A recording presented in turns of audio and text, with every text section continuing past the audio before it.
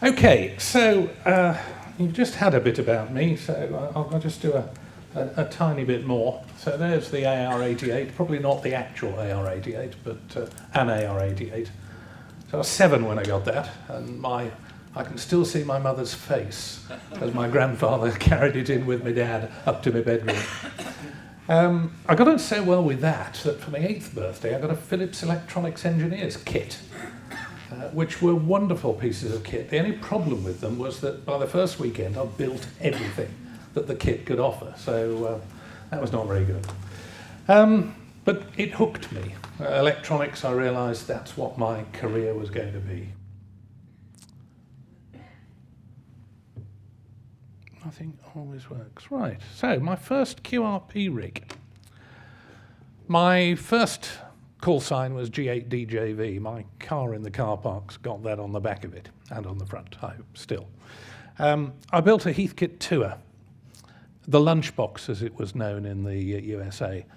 Great piece of kit, valve, of course, crystal controlled, of course, because we're talking, I think I was 17 at the time, so I'm a bit more than that now, so it was a very long time ago. AM, transmit and receive, and in those days you would transmit on the frequency of the crystal that you had, because most of us only had one, and you'd tune the band up and down to see if you could find anybody coming back to your CQ call, which was good. And that really began the love affair that I had with Heathkit. Heathkit probably did more in those days for amateur radio than anything else and anybody else. I think it's not going to work, so... And there's my first HF QRP rig. And here it is, the physical element. So I built that, seems like hundreds of years ago, and still works today. Great piece of kit. But one of the things that you discover when you go HF QRP is that you do want a few sophistications. And one of the sophistications I wanted was size. So the mountain topper, this fella, darn sight easier to take when you're going to climb up a hill than that Heathkit. And I wanted a sophisticated but simple, lightweight CW, Morse code, transceiver for parks and summits on the air activities, POTA and SOTA. This mountain topper, as it's called, was designed by Steve Webber, KD1JV. This one runs 3 watts, roughly, on 40, 30 and 20 meters, and those are probably the most popular of the portable operating bands, because the antennas are not too large, essentially. It has a 500 Hertz crystal ladder filter, which is really quite good. The shape factor of the filter, its ability to reject unwanted signals, is excellent for something so small. And although the receiver's got no volume control, so beware when you plug earbuds into this, make sure your earbuds have got an inline volume control, because this little rig has got sufficient output to be rather loud. I'm going to run it with a self-powered little speaker, so I think from that point of view that's perfectly loud enough for me when I'm operating out in the field. The rig weighs about 125 grams, 4.5 ounces thereabouts, and as I said, operates from 6 to 12 volts. 12 volts is a maximum voltage for this little rig. The output stage is 3 parallel FETs, and they haven't really got very much protection. So if you crank the voltage up too much, particularly with a high standing wave ratio on the antenna, then the 3 little FETs that are your output PA start to dissipate rather more power than they can handle. Okay, so let's take this little box of magic apart and have a look and see what's contained within. I built one of these as a kit many years ago. Gosh, it wasn't as sophisticated as this. And there you go. That's what's inside. all nicely assembled. Low pass filters are here. This for the 3 different bands. Antenna socket is an RCA rather than a BNC or an SMA. I guess SMAs weren't really in vogue when this kit was designed. And here are the 3 PA transistors, these fellows here. Exactly the same PA transistors as contained in this. There's 3 in there as well, and I blew up the 3 in here through running it without any form of ATU into too high a VSWR.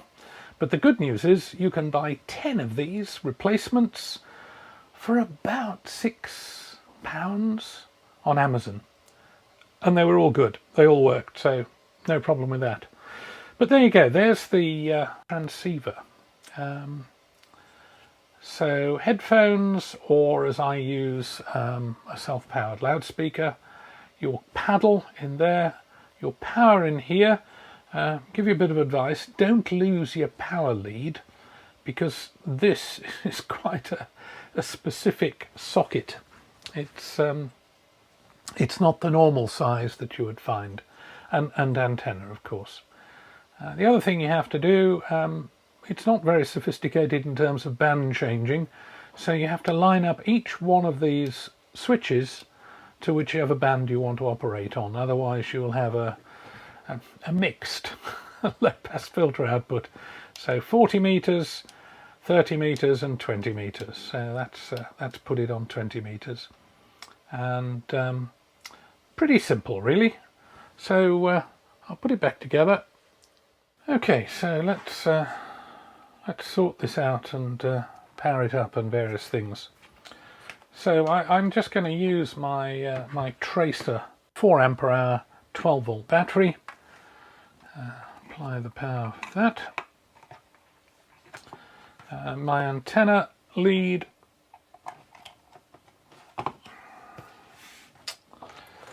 I use my palm paddle, my tiny palm paddle as the paddle.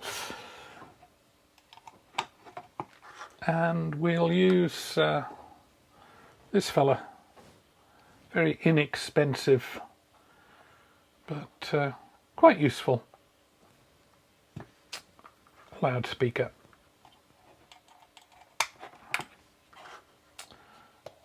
Turn it on. Right, the 2 that it signaled there, I'll just do that again. Turn it off.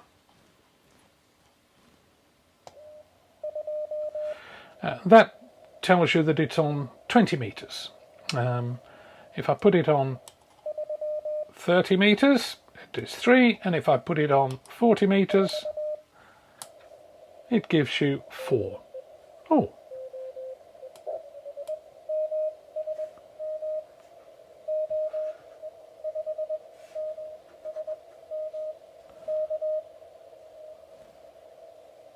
I don't know whether that was somebody calling CQ or somebody working somebody that I can't hear. Let's have a tune about. Right, so tuning, this brings it down the band and that takes it up the band. So if we push down on there, it'll just tune. You can't see what's going on, that's the only downside. Oh.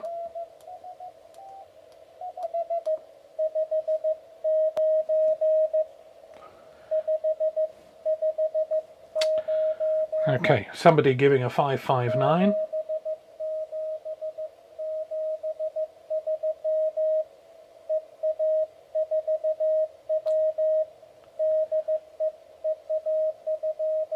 EA2, EW.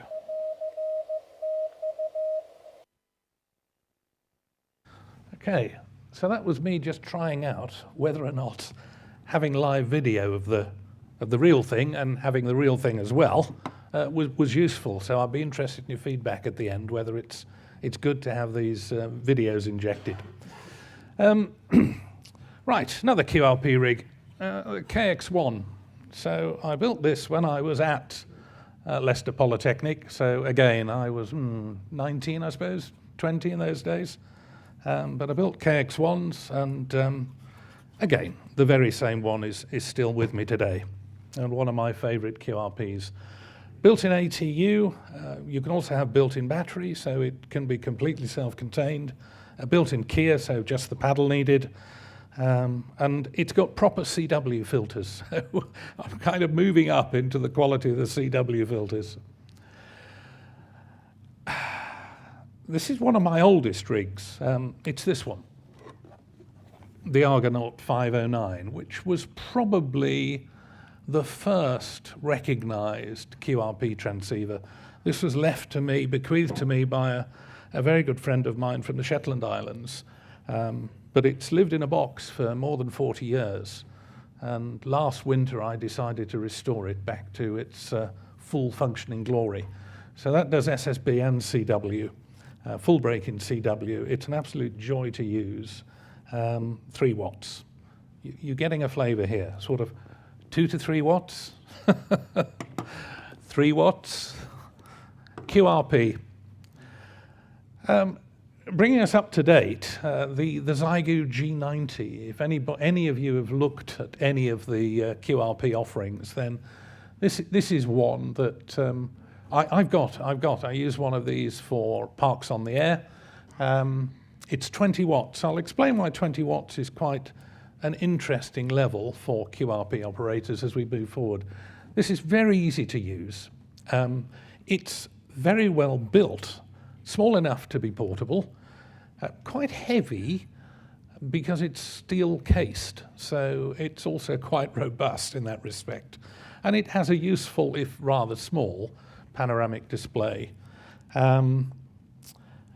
Low receive current. If you're operating portable, I do quite a bit of portable operating, the amount of power your rig takes on receive becomes quite important. This little mountain topper I can run all day on a single PP9 battery. So I've got rechargeable PP9 batteries, and you can imagine therefore that the weight of the battery power is tiny as well. And the KX2, I think that's this fella here. If I could only have one QRP radio, it would be this one. It's also one of the most expensive, unfortunately, so it's taken me quite a while to get one of those. That's the key for it. And the KX2, self-contained, so everything's in there, batteries, the ATU, it'll tune the literal wet noodle, that KX2. Brilliant piece of kit, all modes, SSB, AM, FM, CW, great QSK, so listening through the dots and dashes when you're sending Morse code. And I'll talk a bit more about Morse code as we move through. The Elecraft K2, so that's the kind of big brother to this. In the end, my ability to carry all this damn stuff decided what I would bring and not. So I bought the smaller one. But the KX2, probably one of the most sophisticated QRP kits on the market. You can still buy it today. And I've built 2 of these. I built the first one, loved it, and stupidly sold it. And I missed it so much, I built another one. So it's a great piece of kit. Self-contained, all HF bands, tuner, battery, the lot. I've actually got mine split out, so I also have a 100-watt module version of this alongside it, so I can run it as a 100-watt rig if I want to, but absolutely superb piece of kit. Elecraft have kind of taken over from Heathkit, really, in my mind, although some of the Heathkit stuff was perhaps a little more affordable than the Elecraft kit. And then I suppose the pinnacle at the moment, I say at the moment because I think Yeso are bringing out something that might be quite interesting in a couple of months' time, the IC705. Now, I do have one of these. I didn't bring it today. Honestly, I've taken it out on portable operation a few times. It's a great QRP rig, bar one thing. As I'm a CW operator, the 705 uses relays for the transmit-receive. And I don't really like that. It's not purist enough for me in a strange kind of way. So it tends to live most of its life on digital modes in the shack. But a great piece of kit, and again, can be self-powered, and will last pretty much all day if you're out operating portable. You don't want to spill any moisture on these rigs, however. Although they're physically robust, they don't cope well with the wet. Right, the elephant in the room with most of my rigs is Morse code. I was very fortunate. I learned Morse code at a young age. I went to night school to learn Morse code for 3 months with a bunch of mates, and it was great fun. I think I was 14 when I passed my Morse test. So again, a very, very, very long time ago. But if you want to take advantage of, lightweight transceivers like these, they're not only lightweight, they're light in power consumption and they're light on your pocket, then you need to have Morse code to take advantage of these. Now, you don't need to be sending Morse code at 35 words a minute. People are very happy if you come on at 12 words a minute, or even 10 words a minute. So don't be frightened. There are specific frequencies on all the amateur bands for low power operators, QRP. And people are very forgiving if you're going to have a go with Morse code. So for those of you that think it's not possible, believe me, if I can do it, you can all do it. A bit about power and antennas. I mentioned that the Zygo G90 runs 20 watts. And 20 watts is great for SSB. 10 watts is kind of okay, but 5 watts will be very frustrating for those of you that are new to QRP operating. It's absolutely not like going on the band with a 100-watt rig.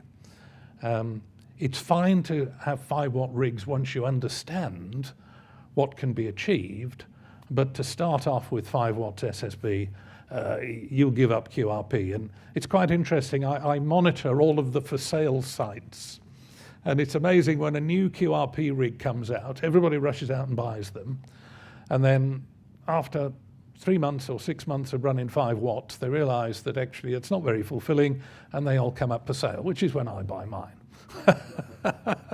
So all of these, that was a second-hand purchase, that was a second-hand purchase. So, you can save yourself a lot of money going QRP by buying the rigs that other people have got frustrated with. So I just advise that. 5 watts for CW is actually quite a lot. I worked New Zealand on this little fella, running, that was 3 watts. So you can work the world. In fact, I worked New Zealand on that little fellow and that antenna using that mast. So you don't need 3-element beams either. When the conditions are right, you're on the right band. So it's a combination, really. When I operate portable, I made myself a rule at the beginning of my portable life, and I said, if I can't assemble my antenna in 10 minutes, it's not for me. So it has to go up and has to come down in 10 minutes. Otherwise, I get frustrated. None of this lobbing stuff over trees 27 times. I wanted self-contained antennas. So that was my rule. You also need an efficient antenna as you can possibly make. And the end-fed half-wave, which is what this fella is a great choice.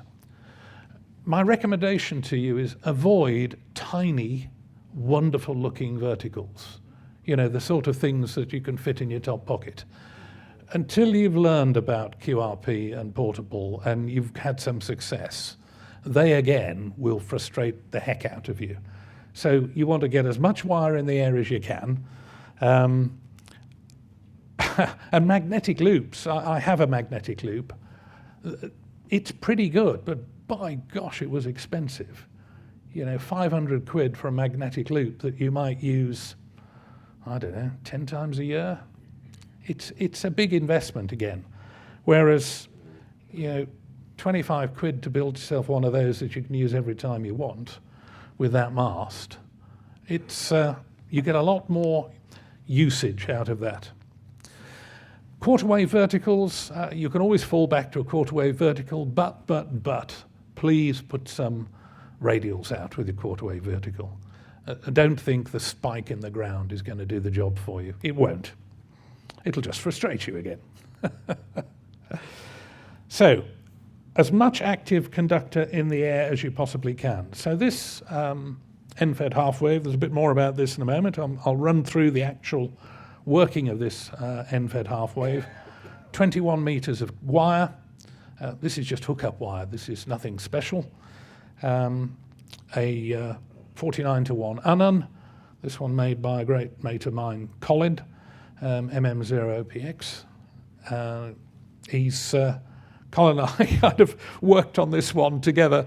Very simple, works brilliantly well. And for 2 meters, for VHF, one of the most efficient antennas I've found is a 5/8 made out of a slim jim, essentially, just made out of dual cable, 450 ohm, 300 ohm. There's lots of things you can do with that. But for starting off the end-fed half wave. Right, so the first task is to thread the antenna, undo all the bits and pieces, and thread the antenna through the end loop here. SOTA beams, wire winders, these things, absolutely great for antenna experimentation. So now we'll undo this little lot and assemble it. The antenna, the end of the antenna, which is a high impedance, being an end-fed half wave, is actually just supported by a tent peg nailed in the ground and some paracord. So nothing really very complicated about that. There's 21 meters of antenna cable on here and about 10 meters of coax as well. What wire winders enable you to do is to unwind your antenna wire without it getting into a horrible mess. This is a set of 3 guys for the mast. Again, 3 tent pegs and some paracord. When you buy the mast, notice that you can buy a guy ring to go with the mast, and I certainly suggest you do that. And you'll notice that the guy support stops. So how many is that? That's 1, 2, 3 sections, just stops and locks there. So here we have the KX2. Okay, immediately 1-to-1 on 20 meters. I wonder if there's anybody on.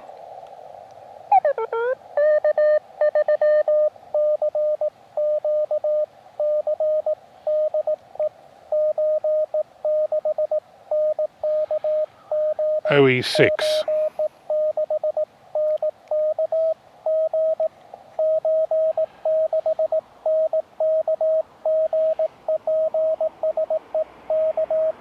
Okay, so the antenna with its Unan. I haven't got a counterpoise on here yet. There is a position for the counterpoise here, and I'm pretty sure that will help reduce the SWR, although at 1.2 to 1.4 to 1 the SWR frankly is perfectly fine. So this is the Tactical Mini from SOTA Beams.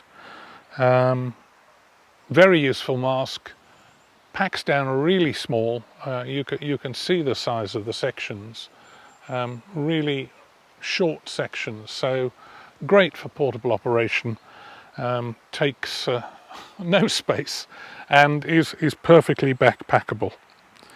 The guy ring, very useful. You need a guy set on this antenna when you put it up, but you don't need to support it with anything in the ground.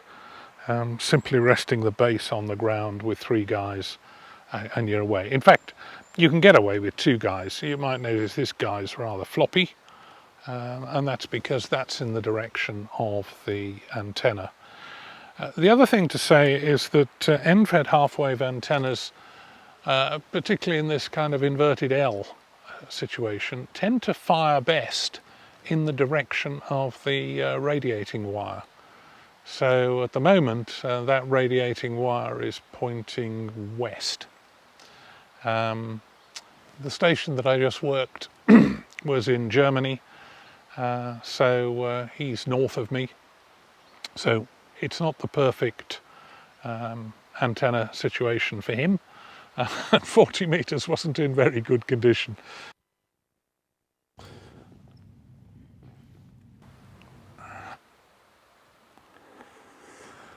Okay, so I wanted us to just have a quick look at the SWR achieved by the antenna. This is it on 40 meters, and about 1.3 to 1 is the SWR. I hope you could see that. 20 meters, we're down to 1.2, which is super duper. 21, we're at 1.5, little bit higher up the band. This is one of the problems with this type of antenna or anything that relies on harmonics. If you're resonant at the low point of one band, then as you increase in frequency, the resonant point is also going to increase from the bottom of the band. And if we look at 28 megs, we're at 1.4 to 1 at 28.5, and that's pretty good. That's probably the best you could reasonably hope for. So it's performing very well, the antenna. The 49 to 1 Annan, 21 meters of wire. It's pretty much exactly 21 meters of wire. I mean, yes, I could probably improve the SWR if I put the counterpoise on. I haven't got the counterpoise connected. Doesn't need a very long counterpoise, 5 or 6 foot, something like that. So I may well do that in the future. Oh, right. Moving on, the Go box. So this is my Go box. It's got a KX3 as the fundamental radio, but the box also contains battery, obviously, a Raspberry Pi, this fella, little one. So with my phone or a tablet, I can run digital modes directly without any physical connection to the Go box. And we'll have a look at it operating. Going to use this along with the KX3 Go box that I built a couple of months ago. So taking it out for a bit of an operate in a national park in France, in southwestern France, in the Limousin region. So I'll now go and set up the kit inside. Okay, firstly to set up a small table, and that's it. Table set up. Not very complicated. Okay, one final bit. I find I have this. I think it's a kitchen mat, but I find it works really well on the table to stop the gear rattling about. And here's the Go box. So it's really very simple. This is the beauty of a Go box. When you open it, take out the 2 meter antenna. I might have a listen. I might have a listen around 2 meters as well. Plug in the vertical.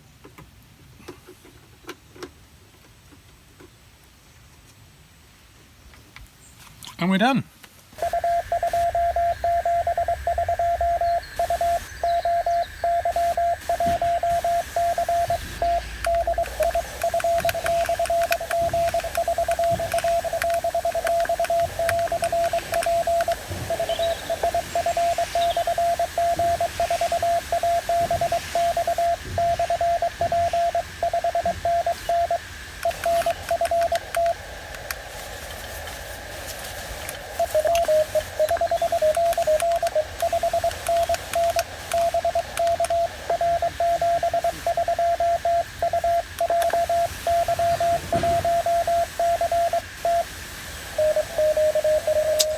So, there was the Faroe Islands. Not worked the Faroe Islands before. There's a new country. And I broke through a pile-up running 10 watts on that occasion. So pretty good. 15 meters. Alpha Bravo X-ray.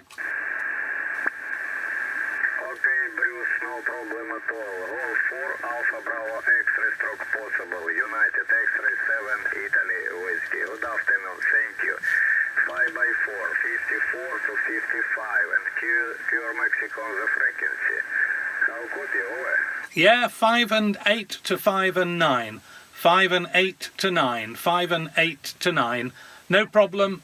I'm out in the wilderness. I'm out in the wilderness. So no QRM here. 73s. Thank you for the call. Fox Stroke Golf 4 Alpha Bravo X-ray portable. By 9 for me. Have a nice weekend, my friend. 73s. I thought about doing kind of live op here. It never works. So you've got canned live op here. That was operating Parks on the Air. Now, Parks on the Air is a slightly competitive process where you register on a website. All the parks in and around have got designated numbers. It's really, really popular in the States. Not so popular yet over here.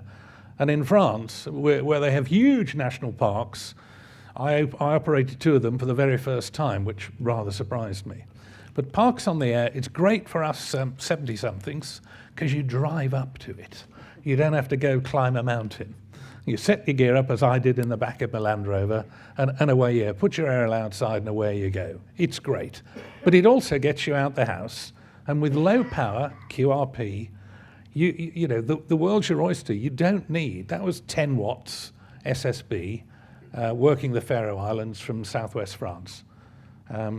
Everything self-contained with this little yellow box here. It's really not that complicated. Right, portable power. I've mentioned, you know, powering things. When I started portable, then gel cells, lead acid gel cells were the way that you had portable power. And you really didn't have very big batteries because they're so flipping heavy. Now we're into lithium cells. LiFePO 4 batteries is the technology that I prefer. They're much lighter. They've got much better discharge characteristics, and they're much more reliable and predictable.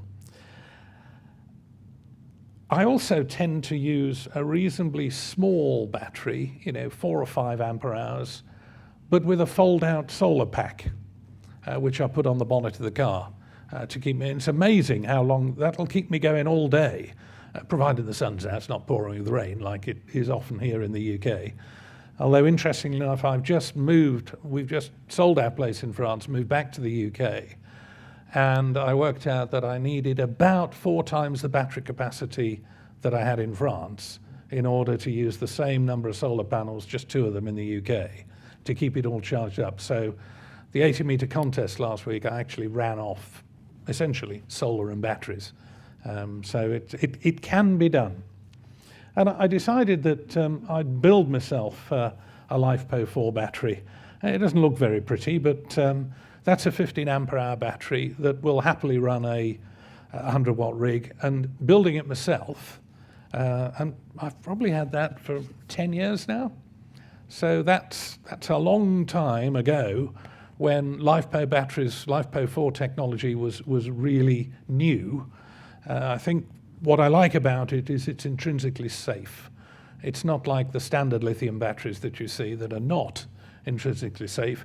Any of you that are I don't know, radio control enthusiasts, you can, I was sailing yesterday and they got a bunch of guys doing radio control boats, And you have to be very careful with the lithium batteries to make sure you don't get them wet and you don't puncture them.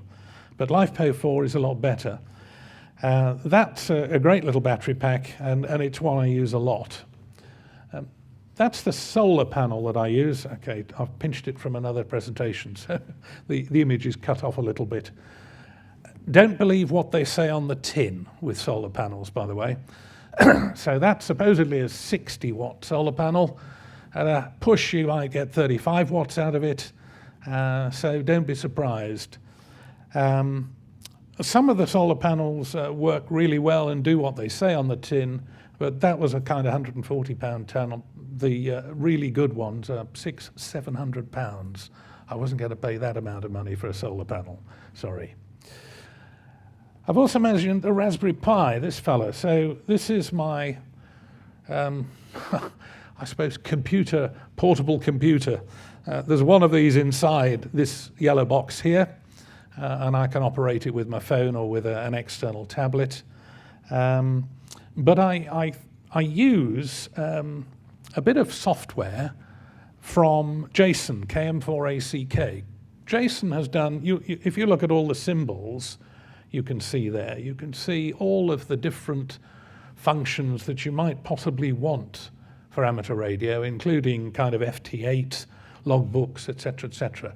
Jason has done a brilliant service for radio hams, completely free of charge.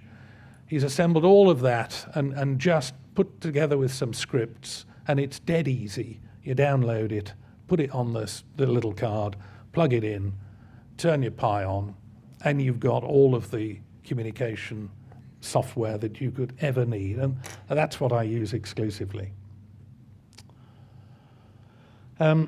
This little thing again, one of the problems with being out portable and running digital modes, some of you may know that if you're running, say, FT8, it's a very time-sensitive mode. So it's really important that your time is matched to the guys and girls that you're talking to. And if you're away from Wi-Fi connectivity or internet connectivity, you need a real-time clock. The little module that's at the bottom there is a real-time clock that plugs into 4 of the pins on this little fella here. And for, I think, £6 or £7, it gives you the ability to operate completely away from the internet and have well-configured digital modes. FT8 WJSTX as the software. Again, this is a shot from this. I think that's not from. This is from the G90. So I run the G90 as well as a Parks on the Air rig, but again another Raspberry Pi. Raspberry Pis did get very expensive when for a couple of years, but they're back down to reasonable prices now. And anybody who's scared to death of computing and the idea of programming things themselves they don't want to do, I encourage you to have a go at a Raspberry Pi. It's really not complicated. And with the scripts, you don't need to do really any programming at all. You just download it, you put a few commands in, and away you go. It'll download and operate effectively. There's another little operating bit of software there, Grid Tracker on the right. So it shows you all the stations you've worked, all the stations that are on, and all the stations that you've still got to work with FT8. So very visual. Makes it actually quite interesting for other people that happen to be in the shack with you, because they can see who you're talking to. That also works quite well. So I'm supposed to leave you time for questions. So now we're in the time for questions. And of course, if you want to come and have a chat about any of these things afterwards, by all means do that. I've got a website, g4abx.co.uk, unsurprisingly. You can get to a bunch of my YouTube channels from that as well, but there's a bunch of stuff on there, and that's my email address if anybody wants a direct contact.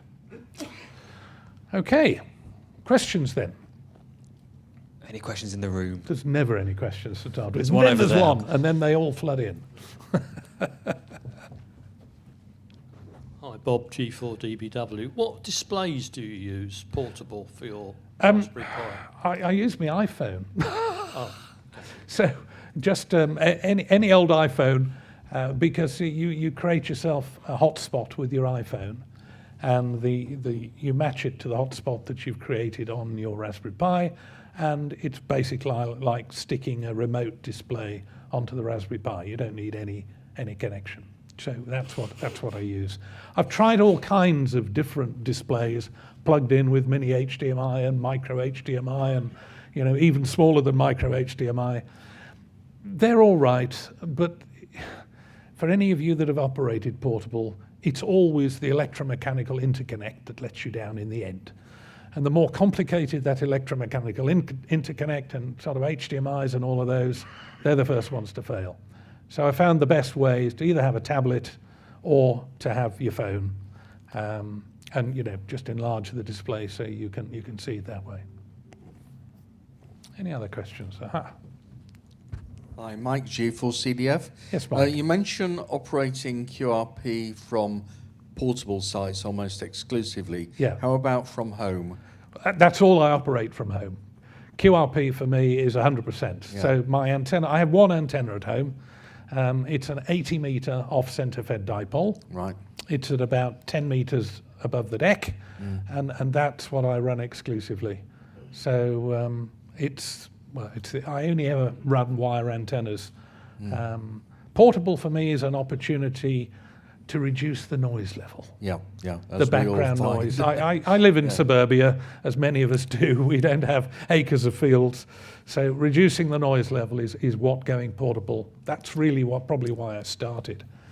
And you mentioned batteries. One thing that occurred to me is, could you use the sort of batteries that you get on Bosch power tools for this sort of thing? With a regulator? You can do.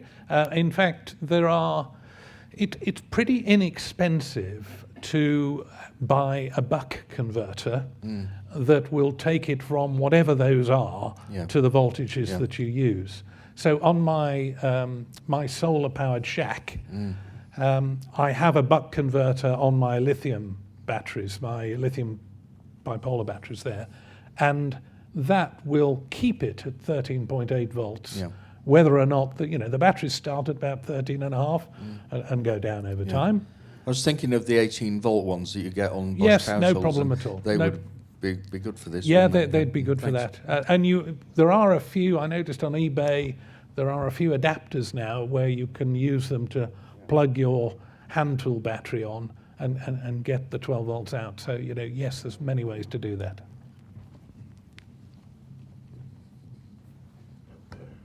Hello, Dick, G3WRJ.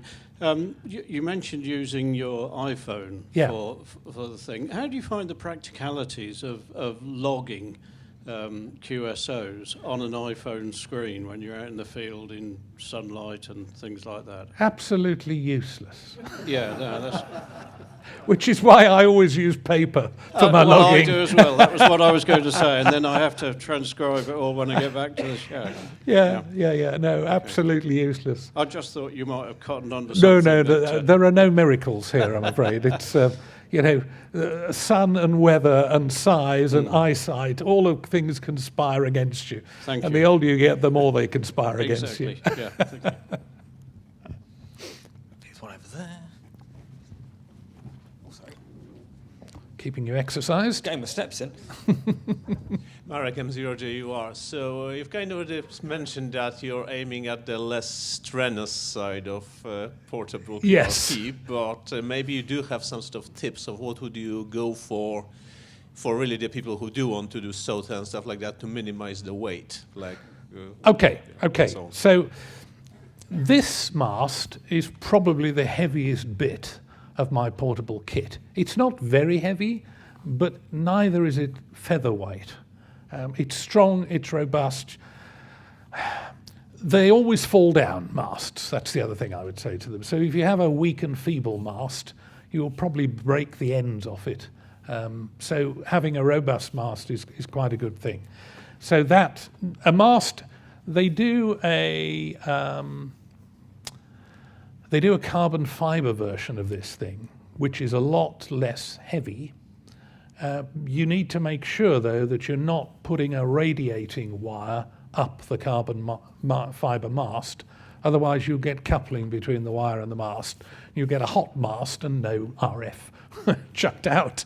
But they're fine if you're just going to hold a point, or you're going to run coax up the mast. So that's quite a heavy piece of kit. This is my lightest piece of portable kit, 3-band transceiver, Morse code only, of course. And this I can run all day with a little PP3 battery. And I bought a bunch of rechargeable PP3 batteries now. So you can put one of those in your pocket, and 4 PP3 batteries about the same size as one of those. And they weigh absolutely nothing. So you can do all of that. Other things you can do to make your kit lighter. So this is an end-fed half-wave with a standard kind of hookup wire. And the heaviest part of this is the wire, often the case. So you can run much more expensive, but much lower gauge wire to take the weight of these things down. If you are operating, I don't know, summits on the air, you want as little weight as you possibly can. I did take out what I thought was a lightweight rig until I got 2/3 up the flipping hill, and I thought, this isn't a lightweight rig at all. I shan't be bringing this again. So weight is really, really important. This one has a dedicated unun with it, but actually this is a little end-fed half-wave tuner that you can use with any length of wire and resonate it. It's got a little VSWR bridge built into it.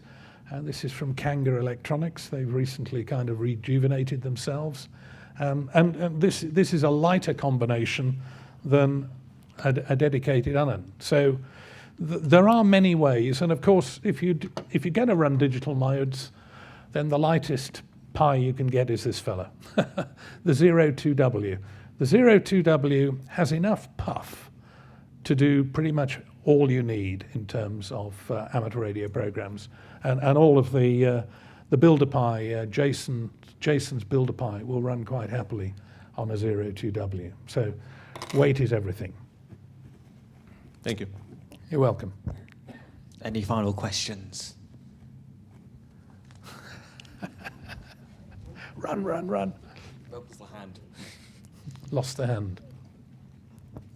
Brian, Mike Zero, Yankee Golf. Have you ever actually used your kit from the seafront at any point?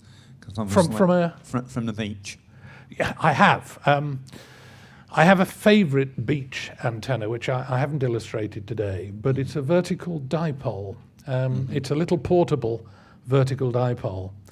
And it's all bands, all HF bands. And with this fella, this is a 40-metre QRP rig, that a kit from QRP Labs, around about 60, 70 pounds, something like that for this. So with this and that dipole, done Australia, done New Zealand, you get tremendous gain from being on the beach next to the sea. But also, you don't want to drop your rig into the sea.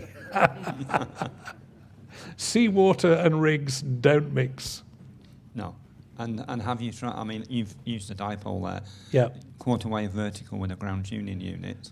Yep, absolutely. I've quarter wave, the Parks on the Air there was a quarter wave vertical based on the QRP guys. This is a 3-band tuning unit with, you just basically put a piece of 17-foot vertical wire on there, up a pole of some sort, and there you've got a 3-band vertical with switched bands. I've got a couple of these, rewound them for different bands, so the one I was using on the video was for 20, 15 and 10. This one's for 40, 30 and 20. But again, very lightweight, and this one actually incorporates its own wire winder. So that's your complete antenna, lightweight. You just need your coax to connect to your rig from that. So there are many ways that you can do that, absolutely. Thank you. I'd just say that with vertical antennas, don't forget the radials. have more than 4, please. 4 is not a wonderful number. Have more than 4, and you will be happier. Lovely. I'm going to bring it to a hold there. Thanks very much, ladies and gentlemen. Thank you very much to Bruce for a fantastic talk on QRP. If you have any final questions, do please come up and talk to Bruce afterwards. Absolutely. And we'll be back here in half an hour with a talk about radio astronomy. Thank you, Bruce. You're welcome. Thank you, everyone.